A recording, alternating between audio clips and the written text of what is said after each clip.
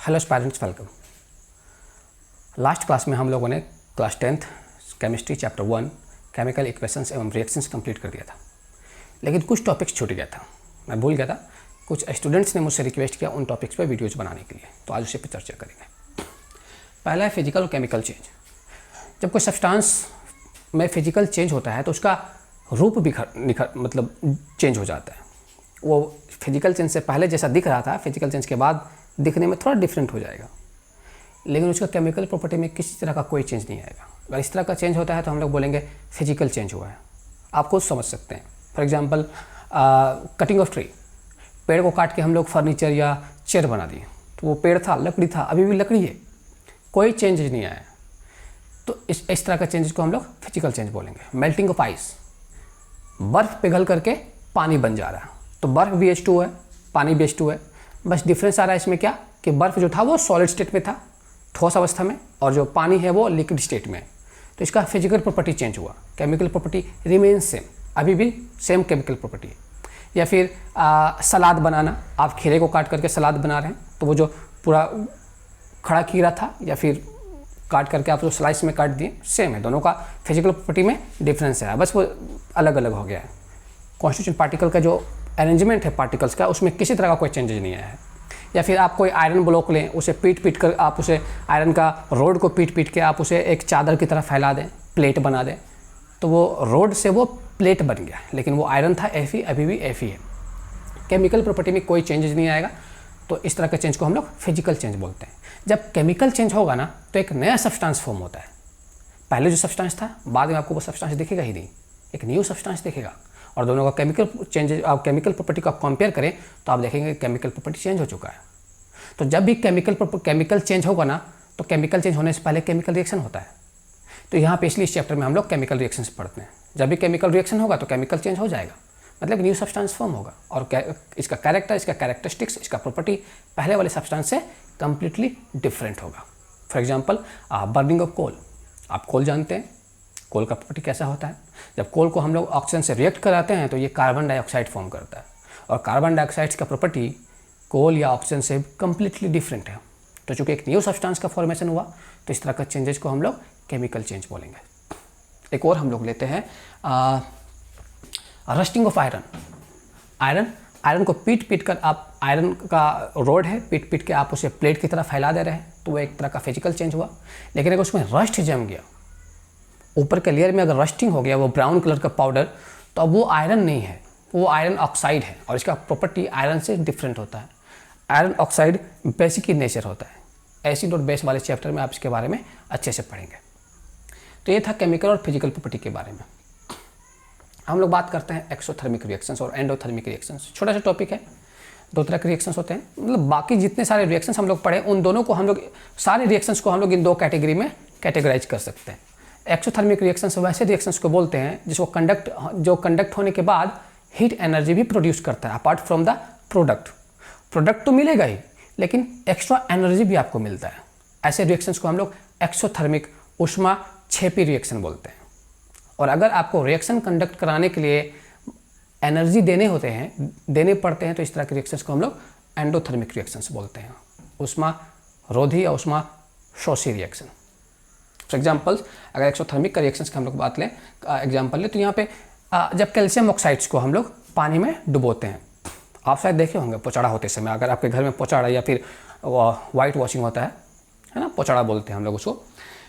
तो जब calcium oxide को हम लोग पानी में डालते हैं तो वो खोलने लगता है ना, डब डब डब का आवाज़ भी आएगा आपको, और आप देखोगे कि जिस मेटल का डब्बे पे उसे हम लोग डालते हैं, वो काफ़ी ज़्यादा गर्म हो जाता है, मतलब वो एक हीट एनर्जी प्रोड्यूस करता है।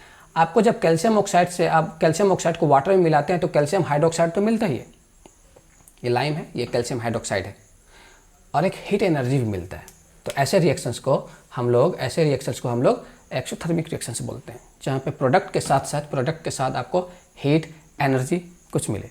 आपको रिएक्शन कराने के लिए कुछ एक्स्ट्रा हीट नहीं देने होते, ये अपने आप होगा।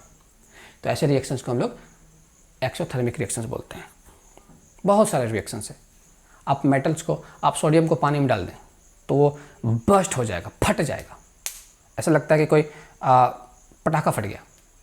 तो हीट मिलता है उससे, तो वो भी एक तरह का एक्सोथर्मिक रिएक्शन ही है। एक रेस्पिरेशन, ये बहुत इंपॉर्टेंट है। जो हम लोग सांस लेते हैं, जो हम लोग खाने का रेस्पिरेशन जो प्रोसेस है, जो एनर्जी लेने का प्रोसेस है, वो एक तरह का एक्सोथर्मिक रिएक्शन ही तो है। समझे? जो खाना हम लोग खाते हैं उसमें क्या होता है, मैक्सिमम जो हम लोग फूड्स खाते हैं, इंटेक लेते हैं अपने बॉडी के अंदर, उसमें कार्बोहाइड्रेट्स होता है। और हम कार्बोहाइड्रेट्स काफ़ी कॉम्प्लेक्स होता है। हमारा बॉडी में जो एंजाइम्स है वो कार्बोहाइड्रेट्स को डाइजेस्ट करने के लिए सफिशिएंट नहीं है। तो हम लोग जो फूड को जो डाइजेस्ट करते हैं वो ग्लूकोज फॉर्म में होता है।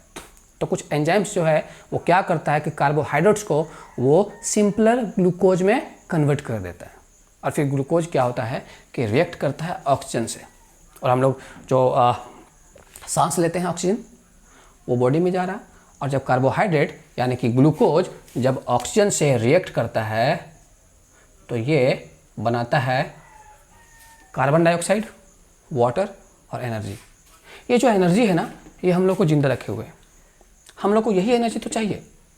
देखिए, अगर बाहर से कोई एनर्जी का सोर्स होता ना जो डायरेक्ट हमारे सेल तक पहुंचता, तो फिर शायद हम लोग खाना नहीं खा रहे होते, ज़रूरत ही नहीं था।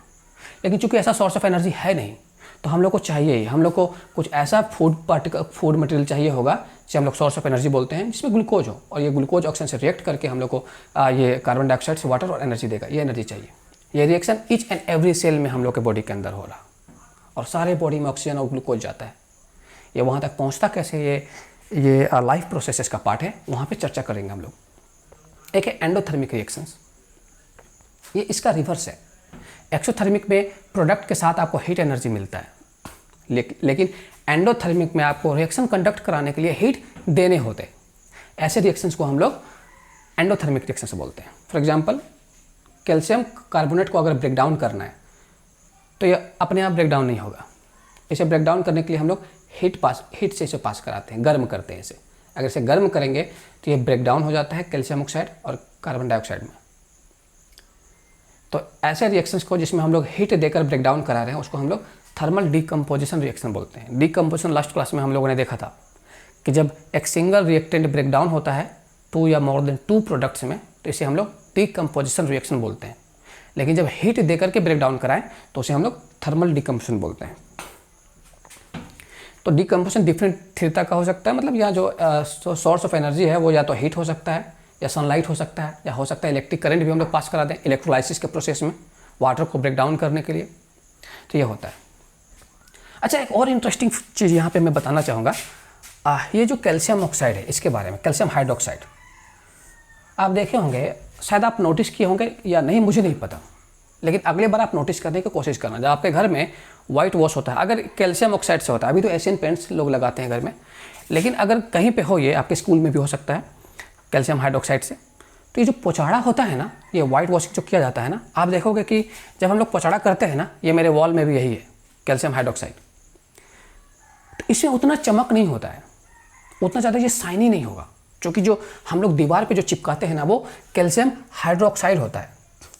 लेकिन 2-3 दिन बाद आप क्या करना कि फ़ोटो क्लिक कर लेना मोबाइल से 2-3 दिन बाद, और जिस दिन वाइट वॉशिंग करते हैं उस दिन, और फिर कंपेयर करना। 2-3 दिन बाद आप फिर से देखना, तो आप देखेंगे कि वो जो वाइट वॉशिंग किया वो जो वॉल है ना, उसमें एक अलग तरह का साइन आ चुका है, वो शाइनिंग होता है पहले दिन से। तो ऐसा क्यों होता है? तो इसका कारण क्या है कि जब हम लोग पोचाड़ा करते हैं ना या फिर वाइट वॉशिंग करते हैं ना, तो वो दीवार में कैल्शियम हाइड्रोक्साइड चढ़ाते हैं हम लोग, कैल्शियम हाइड्रोक्साइड चढ़ाते हैं। लेकिन कैल्शियम हाइड्रोक्साइड ये जो एटमॉस्फेयर में जो कार्बन डाइऑक्साइड है ना, इससे रिएक्ट करता है, और इससे रिएक्ट करके ये बनाता है कैल्शियम कार्बोनेट प्लस H2O, जो कि वेपोराइज हो जाएगा। इसे हम लोग कर लेंगे बैलेंस, और ये जो कैल्शियम कार्बोनेट है ना, इसके वजह से दीवार में शाइनिंग आती है। कैल्शियम कार्बोनेट और मार्बल का सेम फॉर्मूला होता है, जिसे ताजमहल बना हुआ है। तो कैल्शियम कार्बोनेट बनने में 2 से 3 दिन का समय लगता है, इसलिए आपके दीवार में 2 से 3 दिन बाद जो चमक आती है वो पहले दिन नहीं होती है।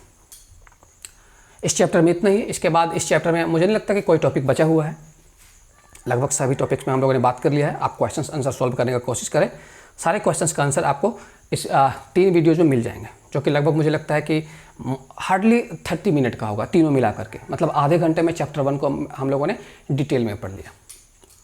आज के लिए इतना ही। वीडियोज़ देखने के लिए थैंक यू।